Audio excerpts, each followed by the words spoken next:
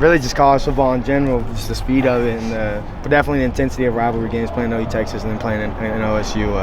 Yeah, it's always later in the year, it's always getting chilly, and it's always, usually there's a lot on the line for both teams, and so really understanding that as I started to play more and more was big. What stands out to you specifically about playing in Stillwater? Obviously, with as close as everybody is, it's a little bit different environment up there. Any memories stand out, whether before or during your playing career?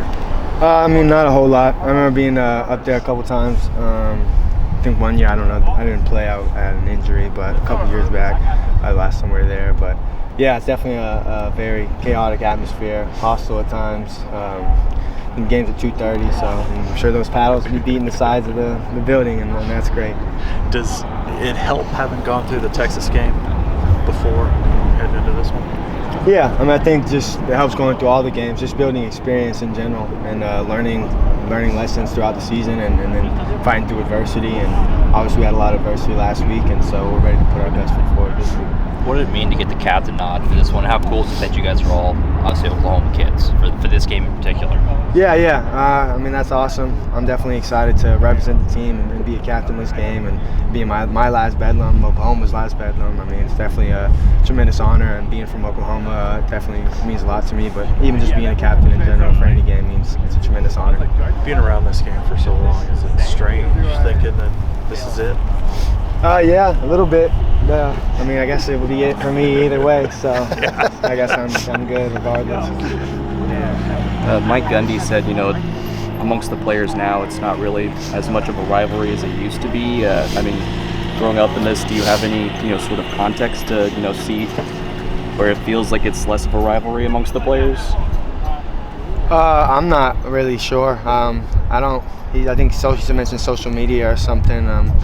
I don't have too much contact with too many people there, and I don't know if they have too much contact with us here, but I think it's a rivalry, and it means a lot to both sides, fans and everything. And I'm sure times were different back then, and times are different now, but it's still OU versus Oklahoma State, and that's a big deal to a lot of people. I know we've asked you about Dylan's leadership a lot this year, but what have you seen from him over the last 72 hours?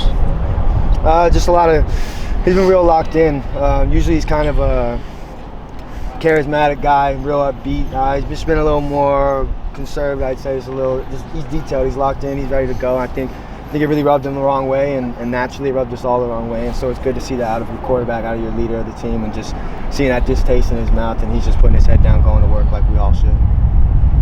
How frustrating was that experience on Saturday, just in terms of not being able to push the ball down the field?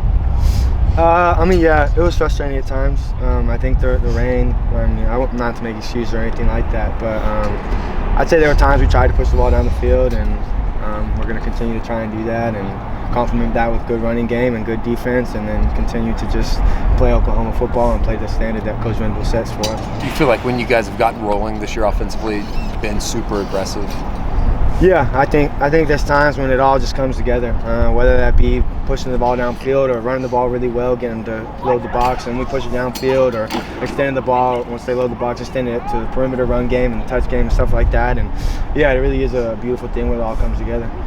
OSU's secondary is pretty young. What do you know about them and the challenge they present? Yeah, no, they got a lot of good players back there. They got a corner number 2. He's really good, experienced player. He's a senior.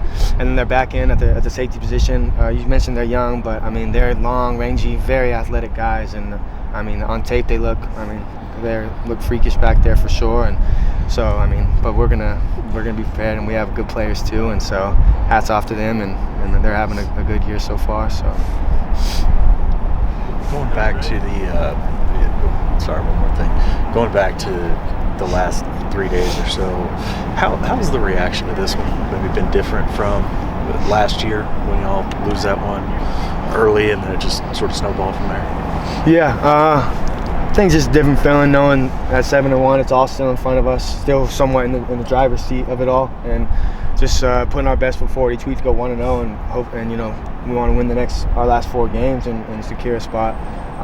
And hopefully in a Big 12 championship spot. And so just definitely a different feel this year than last year.